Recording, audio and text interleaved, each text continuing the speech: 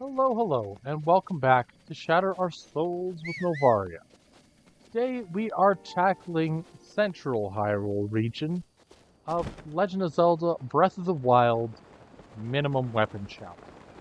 Now, just so that the rules are as abundantly clear as possible, I can use any rune at all, or any rune at any point in time. Bombs, magnesis, cryonis, and stasis are all fair game.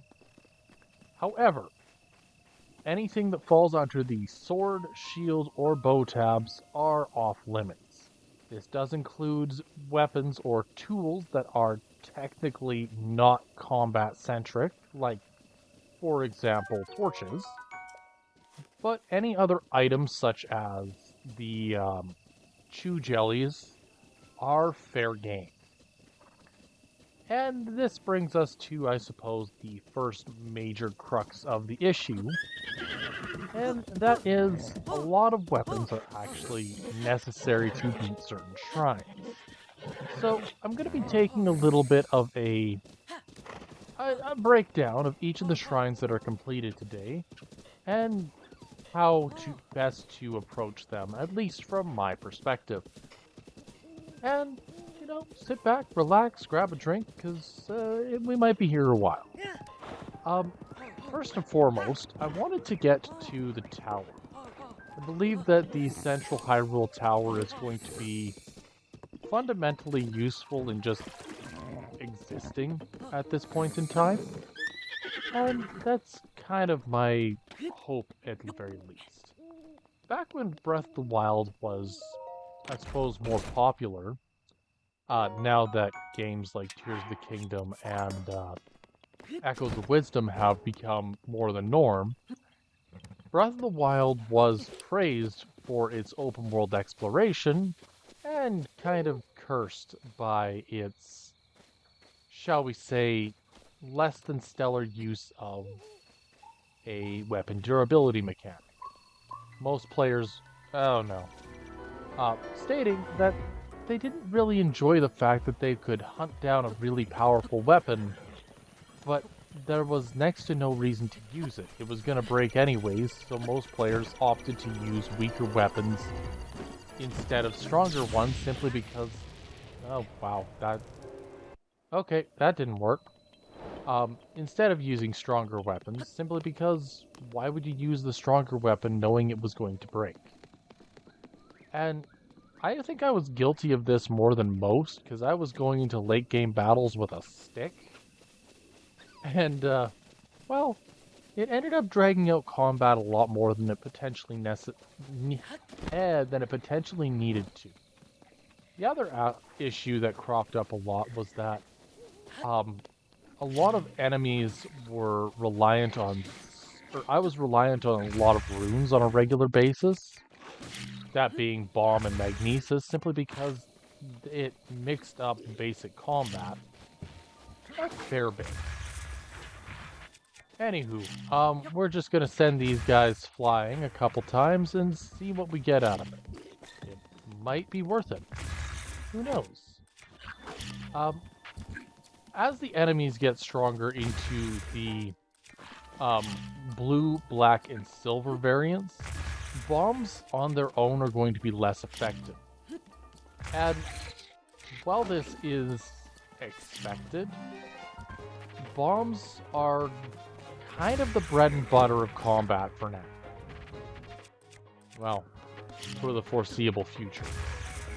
The result of that is enemies that are harder hitting are going to be much more of a challenge going forward as far as expectations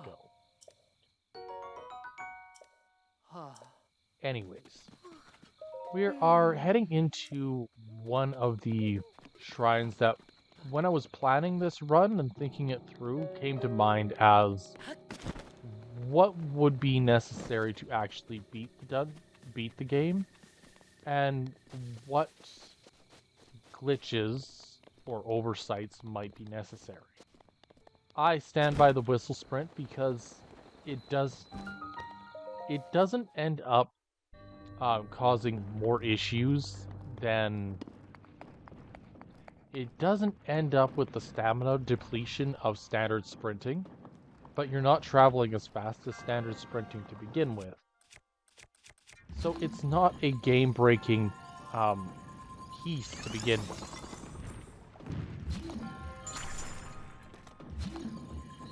Yeah, I feel like I'm not smart today. Anybody else get that feeling? Yeah, I'm definitely not smart. Now, the way you're intended to do this is to pull the ball back, stasis everything, and then slam it forward with as much force as you possibly can. But it turns out, just the magnesis would do the trick quite easily. These wonderful spikies are meant to be either a timing challenge or a, use what you've got situation. I tend to use it as a use what you got situation. Just block everything off and you're done. All Gouda. The third major challenge is admittedly a combat challenge, which we know combat is not exactly going to be my forte for this particular run in general. I do have an idea for the future as to how to improve combat situations, but being as abundantly honest as possible, there's going to be a lot of kabooms throughout the duration of the run. One thing I do like about how Breath of the Wild evolved the Zelda formula, so to speak, the weapon durability mechanic, for all the issues that came along with it, actually was a pretty unique way to make the various weapons and tools that came with the game's, I suppose, new outlook more attainable, more useful, more usable. But it also made certain aspects of the game as a whole a little bit frustrating, I won't lie. Getting a 50 strength Edge of Duality near the beginning of the game made most early game combat pretty easy. But it came with the caveat of, ow. The game really didn't have much to offer you as far as replacing it once it was destroyed. Same thing goes for many of the stronger weapons leading into the late game, with some notable ones being like the Royal Guard Greatsword, or really the Royal Guard gear in general being extremely high damage, but also extremely low durability, at least comparatively to other weapons within the game at the time. I swear, why is everything trying to give me steel and weapons today? Tisk tisk. I feel like I'm going to need magnesis trick again in the near future here. Admittedly, due to the nature of not having all of my tools, about half of this particular shrine isn't necessary to complete. Haha, you missed me. Note that I do not recommend actually attempting to hurt these guys on a more one-to-one basis. Most of the time, the robots will in fact mess you up. Anywho, that's the end of this shrine. And onward to the central town. That is 5 shrines completed total. And honestly, I don't think there's going to be many that are missable or impossible to get. There's going to be some way around certain aspects. the biggest ones that I know are going to be problematic are any that require either a torch or a bow. And the reason behind that is about as simple as it gets. Can't hold either of them. While a torch is still functional to a degree as long as I have something metal I can use magnesis with to make it happen, bows aren't exactly the most plentiful. And there's not exactly any backdoor solution to the bow problem. Alright, so Central Hyrule Tower. How bad could it? I have a death wish. Anyway, goal for this tower is simply to avoid getting blasted. And sometimes that's going to be easier said than done. And sometimes it's going to be easier done than said. As far as stamina goes, it is best to use it if it's more of a use it or lose it situation. Okay, seriously? Just avoid, the beam of light and the angry robots. And we're just gonna climb the tower. How bad could it be, right? So, my goal is to complete as many of the towers as I possibly can, within reason. I might need to use, well, we'll say questionable solutions, like creating pillars of fire or something, or updrafts to make it feasible at times. I might need to use other methods to make the trip up a tower more functional. But at no point in time am I going to be using the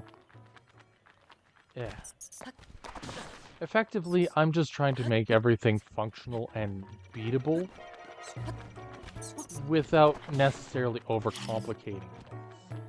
I feel like a lot of players have a tendency to go the overcomplication route.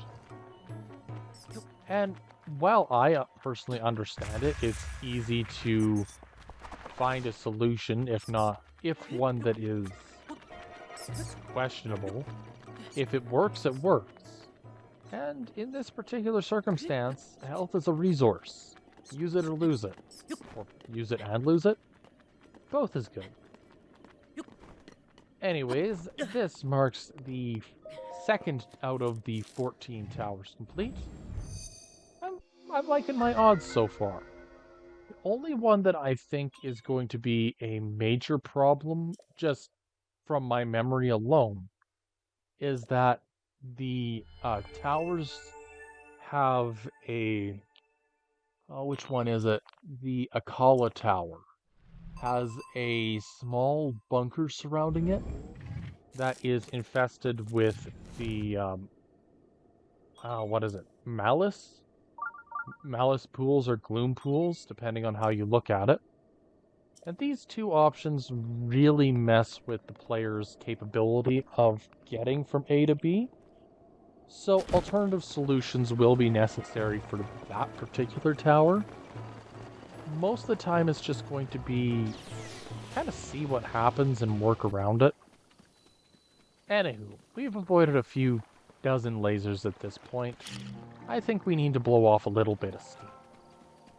And who better to blow off steam with than our friendly neighborhood Gerblins? And this is what I was referring to when I mentioned that alternative solutions might be the way to go with this.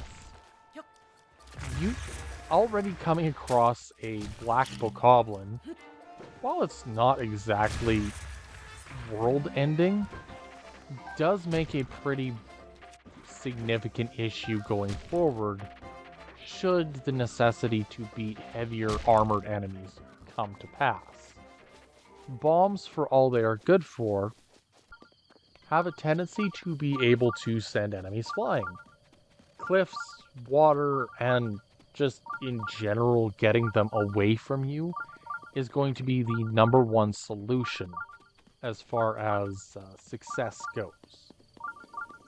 Anywho, we are nearing one of the stables to the southern end of central Hyrule, heading towards the Gerudo Valley area, or Gerudo Desert. Just forget the Gerudo Desert had its name changed in Breath of the Wild. I've always been used to the Ocarina of Time version. And Ocarina of Time's version of Gerudo Valley just becomes a desert anyways, so it's not exactly the most groundbreaking change, but it is something of note. Anyways, the Rota-O Shrine, passing of the gates, is kind of a little bit of a weird shrine in general. The goal of the shrine is to get a orb from behind the door into a slot, so to speak. And this is a pretty simplistic puzzle as far as it goes. You can't get the orb without opening the door. You can't open the door without moving the entire mechanism.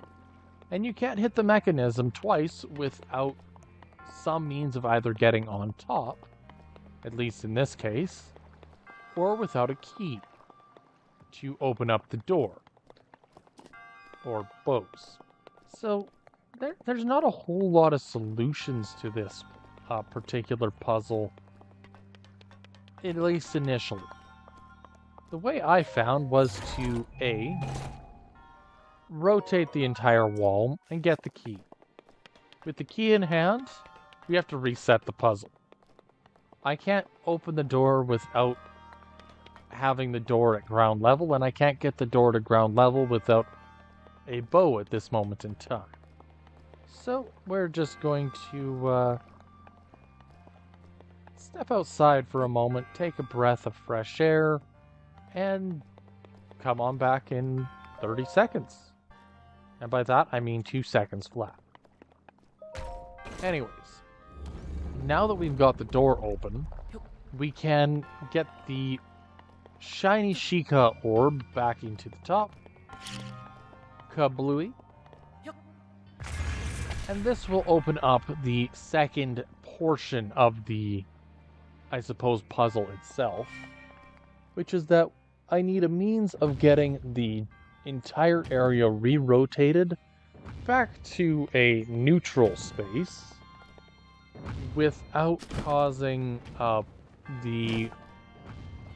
without getting stuck on one side or the other of the wall. The good news is, with my ability to get back the top now without resetting everything, the task itself is a lot simpler, at least based on that's a bit of a headache. At least based on my particular experience. And admittedly, I was half asleep. It was like 11 o'clock when I did this. 11 o'clock at night, just to be clear. So I didn't end up... I wasn't exactly the smartest person out there at this point in time, so forgive me for not putting 2 and 2 together for a lot of this. It's also been like, I want to say 4 years since I beat Breath of the Wild. So a lot of these shrines are coming back as if they were a totally new... as if they were totally new to me. There are some that you know them, and there are some that you don't. This was unfortunately one of the I don't remember this very well. Okay, that didn't work. So, reset the puzzle again. Yeah, I took way too long to figure this one out. But, all's well that ends well. And if it ends with a successful Sheikah orb, or blessing orb, then I will take it. And just like that, dungeon complete. well, mini dungeon complete. One thing that I kind of bothers me about the more recent Zeldas, that being Breath of the Wild, Tears of the Kingdom, is that initially when Breath of the Wild was released, there was no definitive timeline placement. Now, it had come out at a time when I was very much enamored with the idea that everything makes sense, you just gotta figure out how. And when Tears of the Kingdom came out, I apologize, spoiler warning, skip the next minute or so. When Tears of the Kingdom came out, it retconned most of the Zelda timeline as far back as potentially even Skyward Sword, and introduced Roru, the first king of Hyrule, which never really sat right. The Zonai are great, but they were not exactly perfect. And the reality is that thanks to a recombining of all of the histories of Zelda through the medium of, what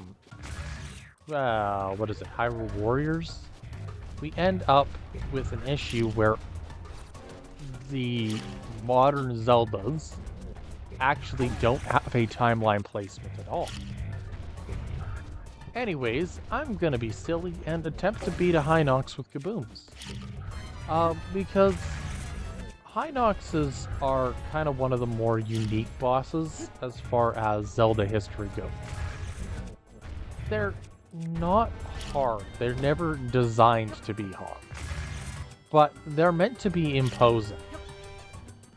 In the early game of Breath of the Wild, Hinoxes are these absolute beasts. Giants capable of doing incredible damage. And they are imposing, they're terrifying. A battle with them while you are underprepared is kind of, well, it's really not a good idea. And battling a Hinox underprepared is kind of going to become a theme in this. So I personally think that I'm making a lot of mistakes, and that's okay. The point I'm getting at is, because of the nature of Hinoxes being a stronger than average enemy that is meant to be incredibly difficult at the beginning and mediocre to easy near the mid-game, suggests that Hinoxes are going to be, well, for me, a consistent problem.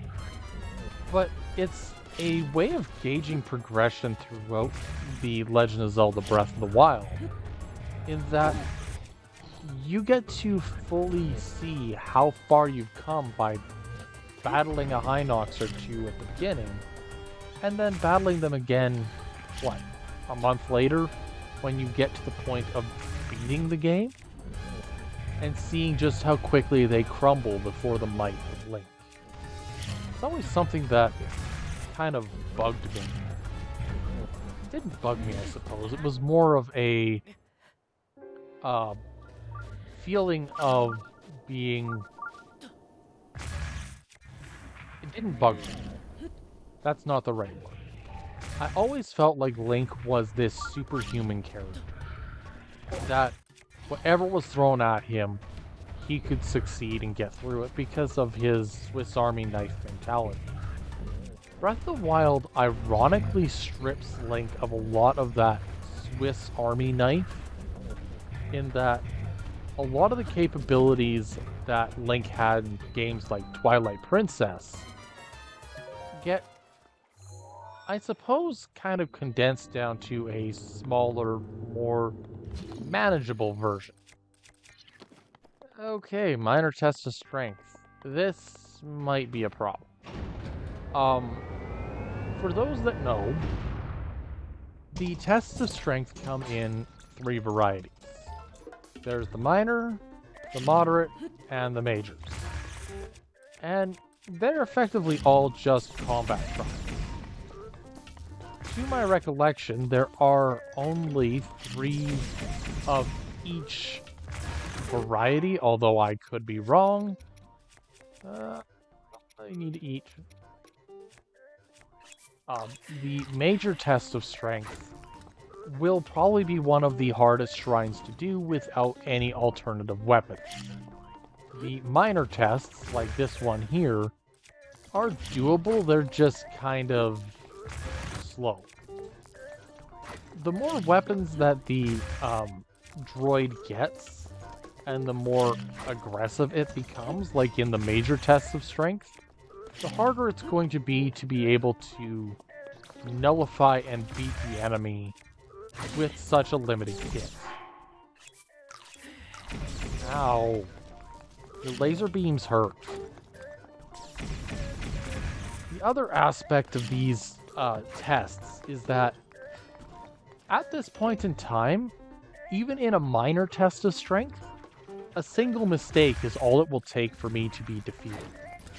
So, these are not the type of shrines that I want to make any major mistakes on. Thankfully, after years of practice, and by that I mean like 10 minutes, I got a pretty good grasp on their patterns, at least of this particular one. The later ones are going to be more, I suppose, more unique as far as what they're going to attempt in each particular section of the battle. But overall, that would be it. Or, they're moderate. And so, I know that every one of the test of strength shrines is completable without excess gear, without using any. But I've always been very stuck on the mentality that if I'm gonna do something, I'm gonna do it right.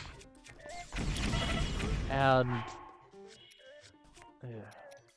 unfortunately, I'm gonna end up with a circumstance where I am gonna end up throwing myself at a batch of enemies to no avail, because that's just what you do, right?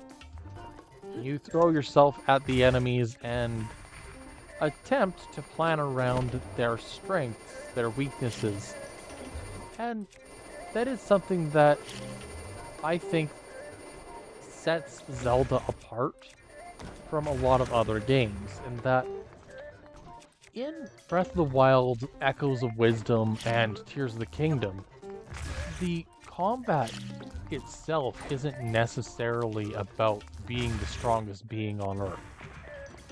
It's about being capable of adaptation. And adapting to your circumstances at times is incredibly easy, at times is absurd. Yeah, gotta love the lasers, gotta love those. And with that, the first minor test of strength is almost complete. Come on. Just one more kaboom boom. There we go. With that, I'm feeling pretty confident right now, and I'm pretty sure that outside of a few major circumstances, most of Breath of the Wild is going to be completable. At the very least, with the help of a couple of fairies. Anyways, with that, we're at 7 orbs. And I've got to make the wonderful trek across the water here. And then we're going to head north. Specifically, we're going to head to the other side of the central Hyrule towards Kakariko. Because I've got a little bit of unfinished business over there, as well as theoretically a couple of easy shrines that might be reasonable to beat at this point in time.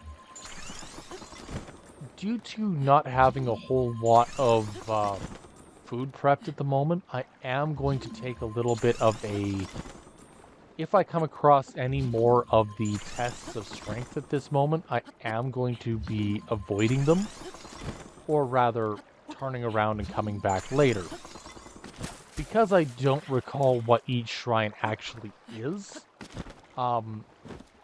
it's going to be anyone's guess whether or not they're actually completable. Anyways, now that we made it back to land, we're just going to make a quick detour towards Carco, as I specified not too long ago, and go a little batty. One thing that kind of confuses me is the big bat swarms, while they are rather unique, I've never been able to take out an entire swarm at once. I've only been able to take out approximately half of one at any given time. And that's not necessarily a bad thing, but it is something to note that there might actually be an upper limit of how much damage can be done at any given point in time. Huh. That's a little bit early for a star fragment. Okay, we're just gonna follow that guy for a couple moments here. If you want the full version of the video, at any point in time, check my description below. What I'm doing is that I am doing a unlisted version of the video, so that if you want to check to make sure that I'm actually doing all of this legitimately, feel free. But if you want to just take my word for it, this video will suffice, has my wonderful voice on top of it, and should be pretty, I suppose, pretty reasonable proof that it is possible to do with the minimum weapons. Anywho, now that we have the star fragment, because that's a rare drop, we're just going to make a run across half of Hyrule. Specifically, we're going to head towards that little pond over there. A little thing that is going to be of note is that Chew Jelly is actually going to be one of the more versatile tools for the entirety of the run. If it works the way I have in mind, I might be able to beat Breath of the Wild's, or one of the Divine Beasts. It's not going to be easy, but it might be possible. The same cannot be said for all of them. There are some that I think are going to be possible, and there are some that I think are just going to be borderline insane. And unfortunately, there's going to be no middle ground. The one that I think is going to potentially be possible, there are actually two, that being Vandaboris, which is the desert, and potentially Varuda. Now, Ruda is specifically only if electric chew jelly does the trick, and if I have the means of dropping it at any point in time. Because if I can get it to drop onto the weak points while hovering over, then theoretically, that's it. We've won. If it is specifically that I'm required to use thunder arrows, which I think is a necessity, I am going to end up with the circumstance of Varuda being unattainable. The same thing would go for Rudania, ends up with much of the same situation, except I can get it to a point where I can enter the dungeon, or enter it, but I can't do anything because the first door is locked behind a fire. And I don't have a bow, and I don't have much of a mean of lighting a fire inside the temple itself. So a lot of that particular problem is going to be the is it possible problem, relating specifically to can I get a flame far enough in to actually open the temple. Once the temple is opened, theoretically, I'm home free. Theoretically. There's, of course, always the potential that I'm very wrong. But, again, we'll find out later. We'll find out when we get there. I intend to try each of them, and if I can't complete them for whatever reason, I can't complete them. But I would rather try and fail than not try at all. Anywho, this particular shrine is all about magnesis, and it's about as simplistic as it gets. Make a bridge. Okay, I did not make a bridge. One thing that I do like about this is that this entire area is a bit of a balancing act in and of itself. It's meant to be a relatively easy shrine, more so about managing resources than anything. Or, yeah. Nope. I'm not getting squished today. Anyway, it's leaning more towards resource management, making sure you've got all the pieces and whatnot. Again, it's meant to be a simple shrine. It's meant to be one that can be done relatively early, as it's supposed to be one of the probably 10 earliest shrines that you come across. But it's one that I think does the early game shrine justice, in that it's more than just a combat trial. There's a little bit of thinking outside the box. Anyways, we're gonna head north, and hopefully we end up with the okay circumstance. Something that is going to become rather apparent in the near future is I'm a little bit of I'm not smart, and I have a habit of getting myself into circumstances that I can't exactly get myself out of in Breath of the Wild here. Sometimes this is in the form of making a mistake or two where I get myself in a combat encounter that I just need to get good. Other times, it's in the form of I'm not using the resources that are available to me. And sometimes it's, well, you'll see. Sometimes it's me getting myself in a circumstance that I should have never been in to begin with, because I'm trying to be smart or trying to avoid conflict. Sometimes this works great. Sometimes it really doesn't. And something that I've always been enamored with in Breath of the Wild here is how the world's how the world is set up. I think that a lot of players have been enamored with the giant skulls throughout the world. And I'd be amiss to say that I'm not, or I would be lying if I said I wasn't interested in it. But aside from taking the drink because I was trying to check out a giant skull, the question kind of comes to what kind of species would have a skull of this impressive size? And there are a couple potential answers. Initially I thought that it might be like a dragon, but I think looking at it,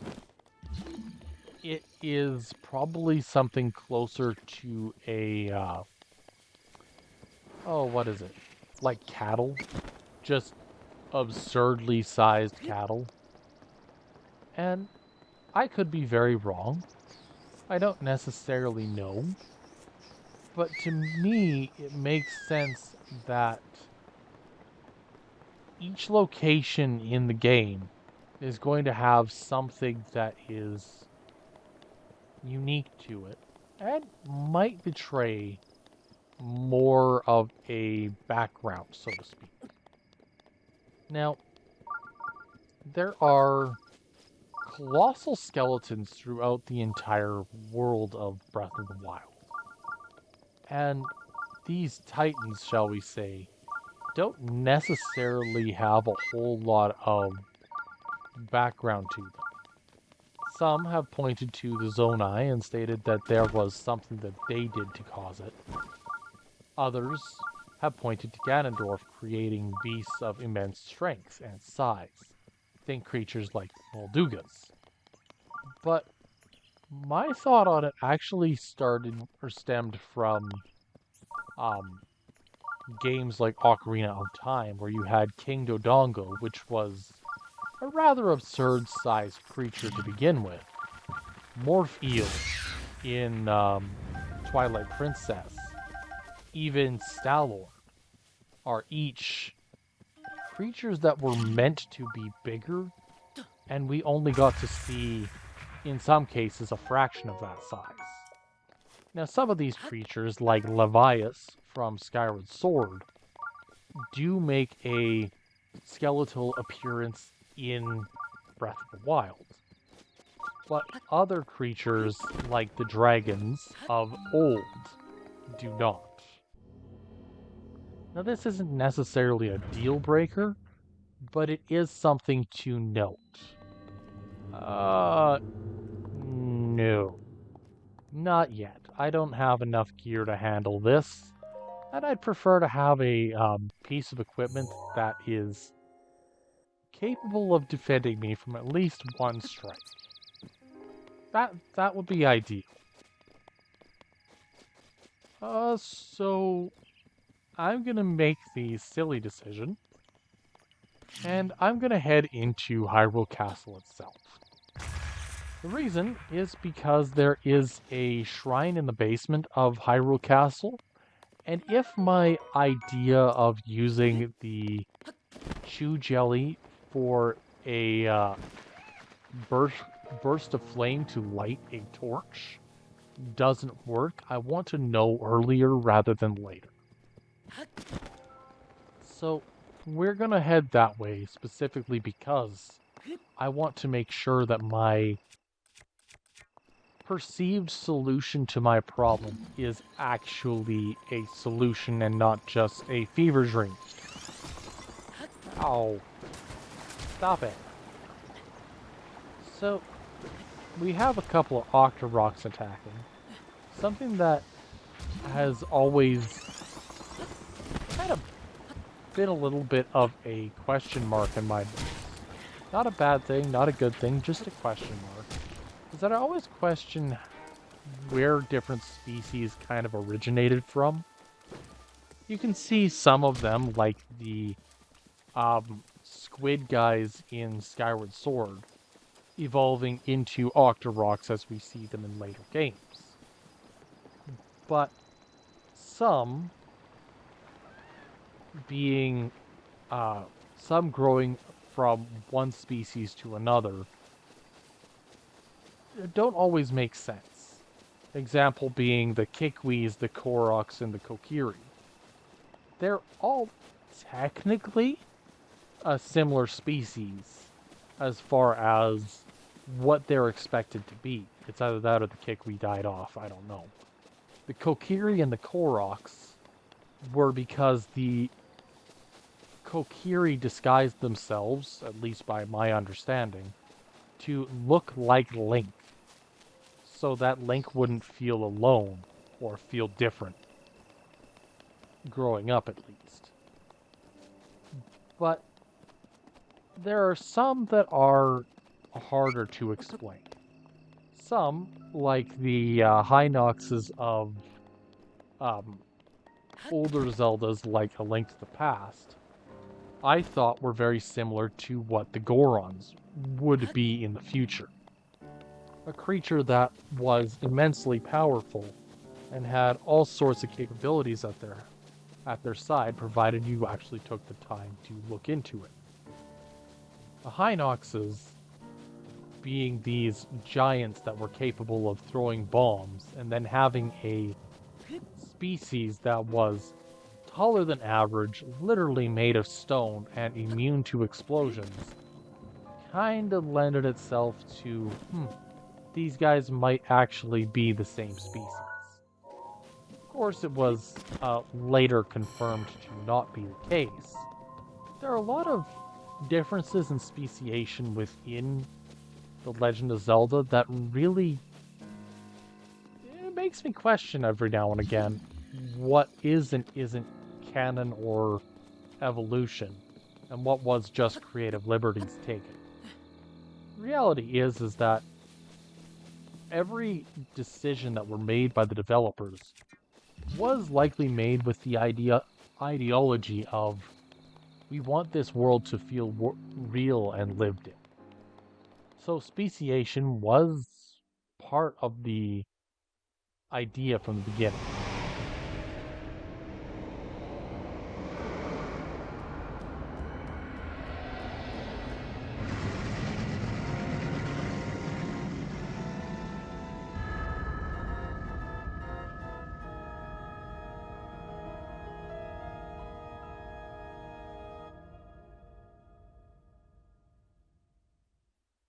Anywho, with that all in mind, we are going to head into Hyrule Castle as I specified.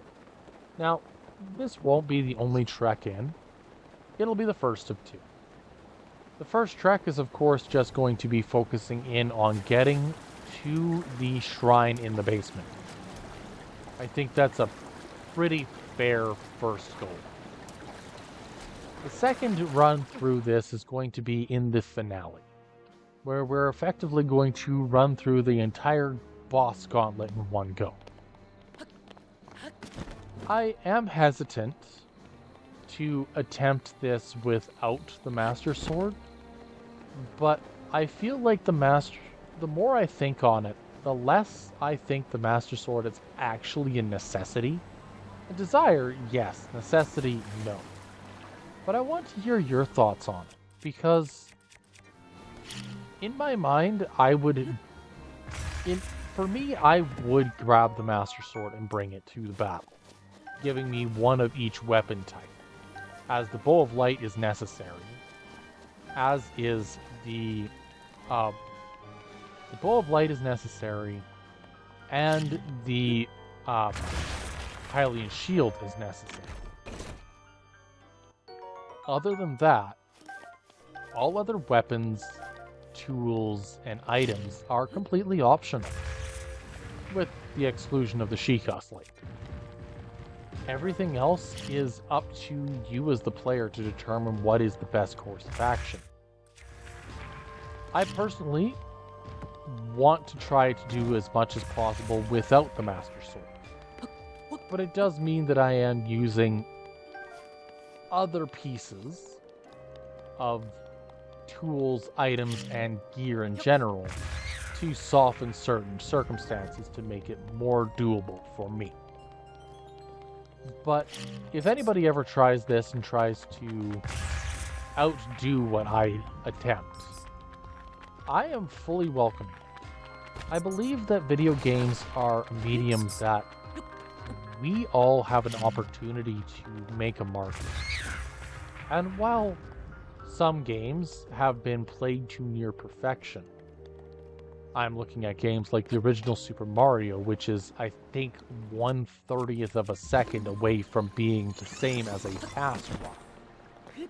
Other games don't necessarily need that kind of perfectionist run. And so, my goal is effectively to showcase one of many ways that Breath of the Wild can be played. And there are a dozen different ways to play it. There's a dozen different means of going through the game and finding something that works for you. I've heard of people doing a zero-calorie run, where effectively Link wasn't allowed to eat food at any point in time. Food, elixirs, anything. But relied very, very heavily on tools like Mipha's Grace or fairies. Whereas other runs are stuff like you can't use specific types of weapons. You have to beat the game with 3 hearts. You have to... Oh, what was the one really... you have to avoid runes as much as possible. Each of these options all tie back into changing the dynamic of the game and making a rather open-ended game more structured against the player. And that's something that I'm finding more with modern gaming, is that the old days of gaming are gone, first and foremost. Old games like Legend of Zelda, like the original, had one way and one way only to defeat certain enemies like Dig Dogger or Manhandler. And so these oddly specific circumstances, oddly specific enemies, all kind of tied into you needed to know the game, the enemies, and whatnot to be able to succeed. This was just what was expected of the player at the time. But in Breath of the Wild, there's no one-size-fits-all mentality. There are certain enemies that have certain abilities that are countered in certain ways. Thunderblight Ganon has the stone pillars or metal pillars that drop from the sky, and you have to try to get to shock him with his own lightning. This is an ability that is oddly specific, but not impossible to get around. Whereas some tools, some abilities, are much harder to get around or have so many solutions that picking just one is... It becomes more about experimentation, about learning what is and isn't feasible. Okay, we have made it into the basement of Hyrule Castle. See, remember what I said about tossing enemies in a river? Ignore doing that when you're dealing with Lizalfos. Lizalfos are one of, well, the only enemies in Breath of the Wild that is capable of being waterborne without dying, making it easily one of the more versatile enemies and easily one of the most dangerous. Yeah, I'm glad I dropped when I did. That could have been a tad shocking. Anywho. My plan, as I have shown here, the giant torch. There are 7 torches surrounding it. It's pretty clear what the goal is.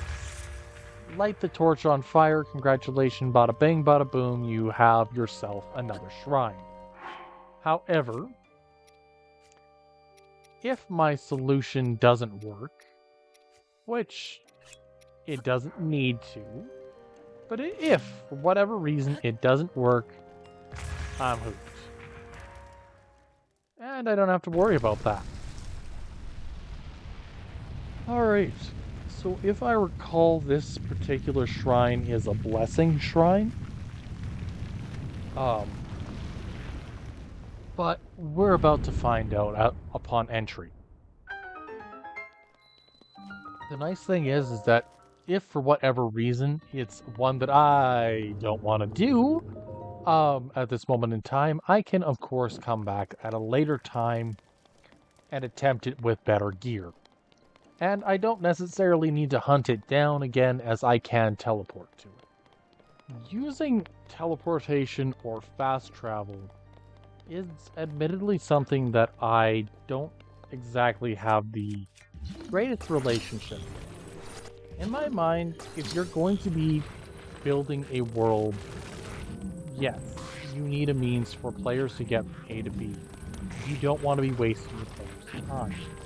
But I argue that in the same vein, overuse of said abilities takes away from the game as a whole. And for some, this might seem silly. What do you mean it takes away from the game as a whole? It's designed to have this in mind, isn't it? And my answer is yes and no. Games that are like, let's use Breath of the Wild as a particular, or as a game in particular. Breath of the Wild is not absurdly larger than any other game of the age, but it is so dense and packed compared to many other games out there that are open world that traversal is part of what makes the game fun, what makes the game unique.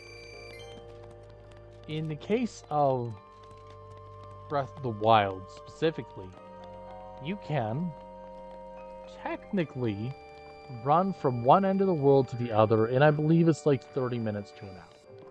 If you're going non-stop, not fighting anything, that kind of stuff, it can take you about 30 minutes to get from one end of the world to the other. And that's pretty decent time, if I'm being honest. But the real kicker to all of this is Breath of the Wild's world, if you are not taking it slow, you miss so much of what the world is attempting to offer you. And for people who do use fast travel, no, this is not me saying that you're doing things wrong.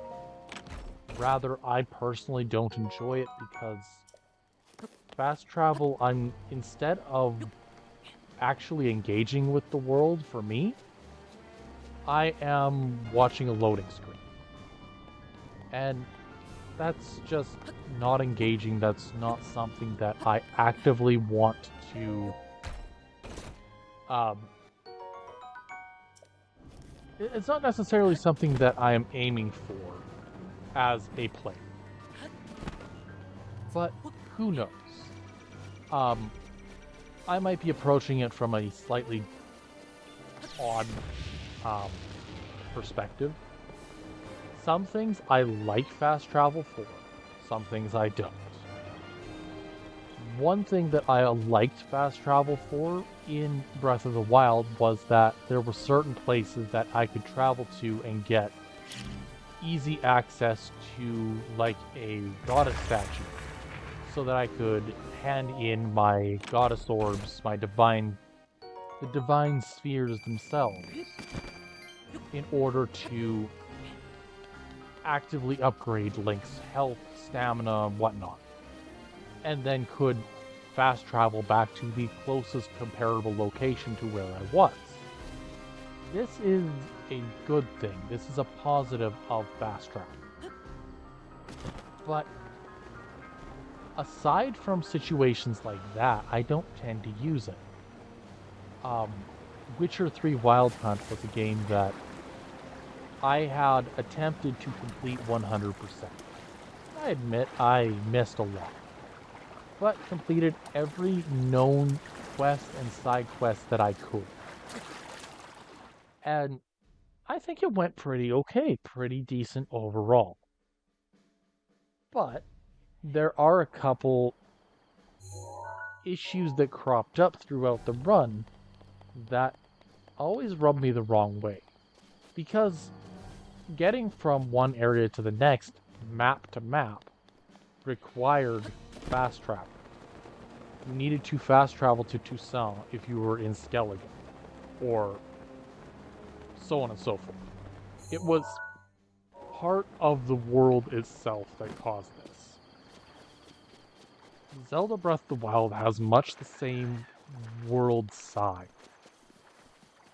but fast travel is less necessary in the bigger world, or in this, than in some other games, and is more necessary in this than in some other games. It really depends on your, I suppose, your tolerance for running around across the world. I have a pretty high tolerance. Some people have pretty low tolerance. And that's, in the end, do what makes the game fun for you. Do what makes the game enjoyable.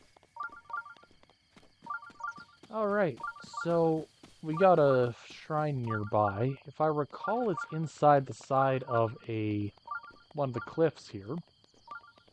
And we're gonna see what we get into. And nothing there. Thankful that the guardians seem to be ignoring me for the most part, as fighting them head on is one of those things I cannot do at this moment. I mean, I could, but it would be using a tree as cover and walking around in circles, just trying to stay out of line of sight from the laser beams. And that doesn't exactly sound ideal. At least based on my perspective. Okay, da da da da da da. Oh, here it is. We got the spikies sticking up out of there. And, okay, I just need to light a fire and we're good. Right? Yeah, I can't just blow those up. Got it. Okay, fire. Alright, I lit myself on fire. One of these. One of those. You've got to be joking. Okay, let's do this the right way.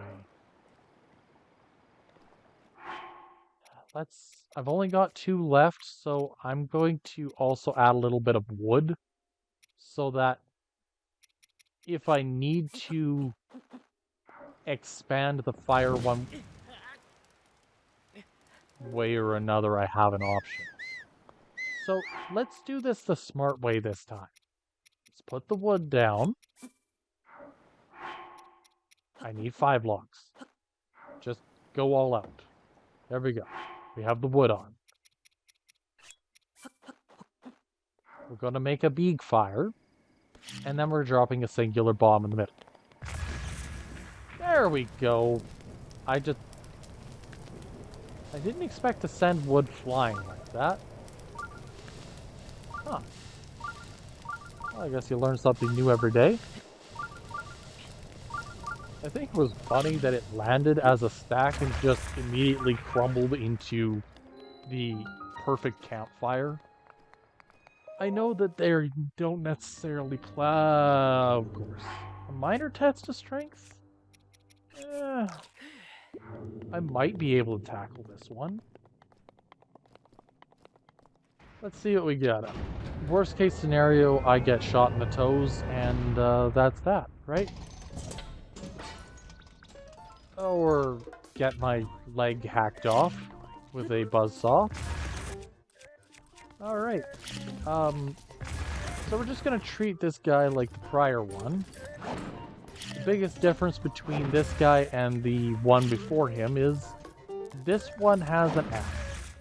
And axes are better for sweeping attacks, and not so great at poking. So range is significantly shorter on him. Ah. Okay, that worked. I'm now resistant to cold in an environment that is perfectly comfortable temperature at all times, with explosions going off left, right, and center, because that's just how things work around Zelda, apparently. Chop, chop. Ow. Yeah, actually doing okay, all things considered. Right. I'm gonna step out and see what the last shrine in this area is. Worst case scenario, it ends up being more of the same, in which case, next time we'll start up by tackling the one thing that I have been unable to complete thus far, which is the 2 minor tests of strength. And then I think head up towards either the Tabantha province or towards Kakariko village, towards the Dueling Peaks province. Let me know which of the two you would prefer to have for the next video in the comments below, and we'll see what we can do with that. Anyways, if you like what you see, I just want to ask that you drop a like, leave subscribe to the page, a comment on what you're thinking, where you'd like to go, and I hope you all have a good one. Until then, until next time, be good to one another, and take care of yourselves. We all need a little bit of time to relax and just enjoy the breath of the wind. Yes, that was a shameless plug for the game itself. Yeah, we're waiting until next time for this. Until then, have a good one.